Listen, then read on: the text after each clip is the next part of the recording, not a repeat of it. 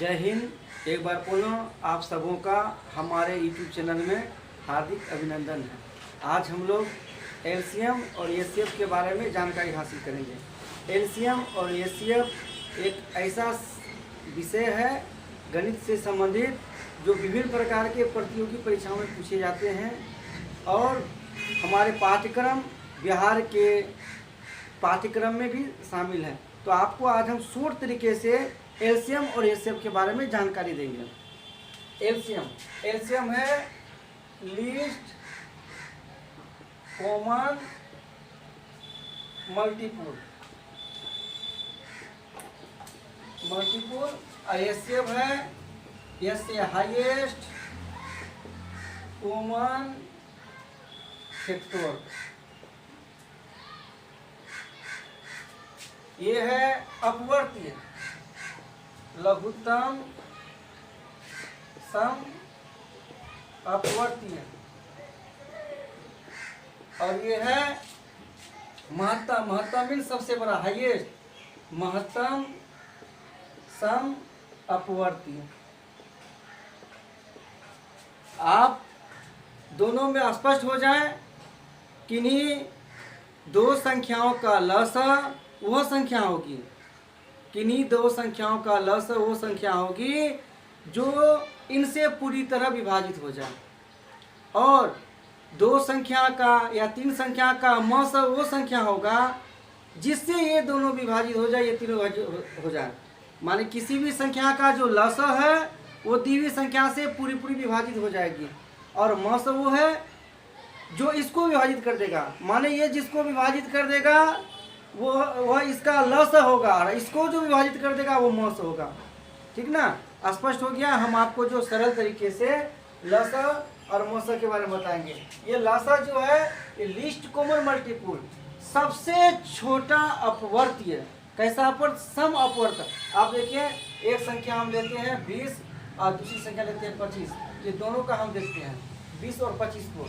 20 के आप अपवर्त देखिए, 20 के अपवर्तीय 20 के अपवर्त्य हैं 20, 40, 60, 80, 100, 120, 140, 160, 180, 200, 220 etc इस तरह करते रहेगा।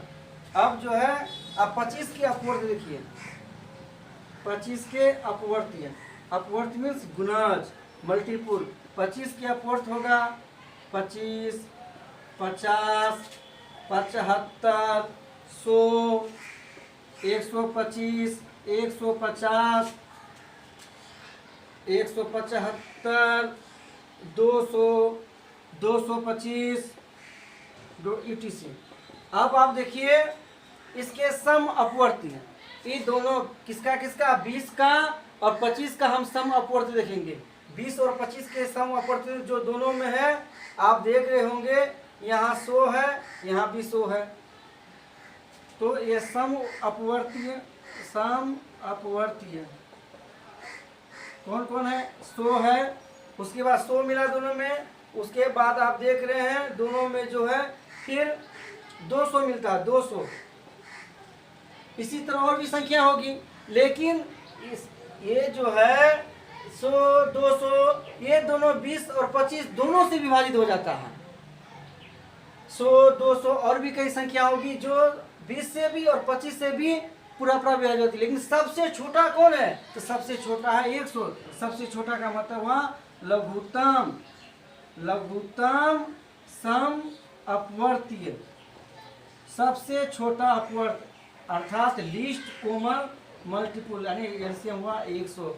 माने 100 से छोटा और कोई संख्या नहीं है जो इन दोनों से विभाजित हो जाए। माने सबसे छोटी संख्या 100 है जो इन दोनों से विभाजित हो जाए। अब चलते हम महत्तम सम अपवर्तक में, यानी अपवर्तक अर्थात मसाअ में। ये लसाअ है, ये मसाअ है। अब आप देखिए 20 के अपवर्तक मीन्स होता है गुणनखंड। 20 के जो अपवर्तक होंगे 20 किससे विभाजित होगा? 20 का अपवर्तक होगा 1, 20 का अपवर्तक होगा 2, 20 का अपवर्तक होता है 4, 20 का अपवर्तक होता है 5, 20 का अपवर्तक होगा 10 और 20। अपवर्तक मीन्स गुणनखंड मीन्स फैक्टर। अब 25 के अपवर्तक हम खोजते हैं। 25 के अपवर्तक, 25 के अपवर्तक, 25 के अपवर्तक हैं कौन? 1 होगा, 5 होगा और 25 होगा। आप देख रहे होंगे कि सम अपवर्तक, सम मीन्स जो दोनों में है। दोनों में कौन है? ये 1 है दोनों में, उसके बाद 5 है और कोई दोनों संख्या और कोई इसके अतिरिक्त कोई संख्या कॉमन नहीं है। लेकिन सबसे बड़ा कॉमन अपवर्तक कौन हुआ? 5। सबसे बड़ा हुआ कौन? 5। तो महत्तम माने सबसे बड़ा अपवर्तक हुआ, सबसे बड़ा महत्तम सम अपवर्तक, सम मीन्स कॉमन, सबसे बड़ा अपवर्तक हुआ 5। यही हुआ मस शॉर्ट में मस, और इसको अंग्रेजी में हम बोलते हैं HCF। 5 से बड़ी और कोई संख्या नहीं है जो 20 को और 25 को पूरी विभाजित कर दे। यानी 20 और 25 को विभाजित करने वाली सबसे बड़ी संख्या 5 हुआ जो इसका मस हुआ, और 20 और 25 से विभाजित होने वाली सबसे छोटी संख्या 100 है जो इसका लस हुआ। ये है मस और लस। इसमें एक बात और हम जानेंगे। इसमें क्या जानेंगे? एक बात आप देखिए, हमने 20 और 25 का मस भी निकाला और लस भी निकाला। तो 20 और 25 का हम मल्टीपुल करके गुणन करेंगे तो हमको क्या होगा? 25 दूनी 50 और ये जो यहाँ 500, ये दोनों संख्या का गुणनफल हुआ 500। तो उसके बाद इसका मस था 5 और इसका लस निकला था 100। 100 और 5 को गुणा करेंगे तो क्या हो जाएगा? 500। ये स्पष्ट हो जाता है कि दो संख्या का लस और मस का गुणनफल उतना ही होता है जितना कि दोनों संख्या का गुणनफल। यदि हमको लस और मस पता हो और दोनों में से कोई एक संख्या पता हो तो हम क्या करेंगे? उसका लस और मस को गुणा कर देंगे और दोनों में से किसी एक संख्या से भागा देंगे तो दूसरी संख्या निकल जाएगा। आप देख लो, लस और मस का गुणनफल 500 हुआ। 500 को अगर हम 25 से भागा देते हैं तो निकलता है 20, यानी दूसरी संख्या। अगर 500 को अगर हम 20 से भगा देते हैं तो 25, यानी पहली संख्या निकलता है। माने दो संख्याओं के लस और मस के गुणनफल उस संख्याओं के गुणनफल के बराबर होता है। यदि लस और मस पता हो और दो में से कोई एक संख्या पता हो तो हम उस संख्या से उसके लस और मस के गुणनफल को अगर भागा दे देंगे तो हमको पहली संख्या निकल जाएगी। यह स्पष्ट हो गया, ठीक है। उसके बाद देखिए, लस और मस निकालने का एक तरीका और है। ये तरीका है अभाज्य गुणनखंड विधि। हम आगे के क्लास में आपको अभाज्य गुणनखंड क्या है वो हम आपको बताएंगे। 20 और 25 का हम जो है अभाज्य गुणनखंड निकालेंगे। आप देखिए कि अभाज्य गुणनखंड में सबसे छोटी अभाज्य गुणनखंड है 2। अभाज्य संख्या 2 से दोनों नहीं खाएगा। उसके 2 के बाद आता है 3, इससे भी नहीं खाएगा।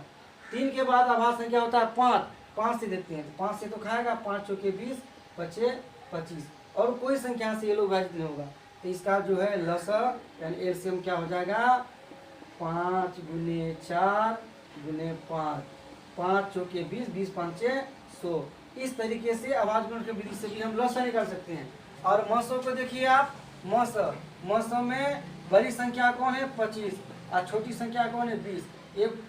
ये 20 को 20 से भगा देंगे, 20 एका 20, 25 में 20 गया 5, ये 5 से पुनः इसको भगा देंगे, ये क्या हुआ? 5 छके 20, शेष हुआ 0। तो अंतिम जो भाजक वो 5 है, तो अंतिम भाजक ही जो है इसका मस होगा, मस। इस तरीके से भी हम मस निकालने के लिए सीखे। तब अगर आपको हमारी वीडियो अच्छी लगी हो तो शेयर करेंगे, सब्सक्राइब करेंगे और पसंद हो तो लाइक जरूर करेंगे। जय हिंद, धन्यवाद, वंदे मातरम।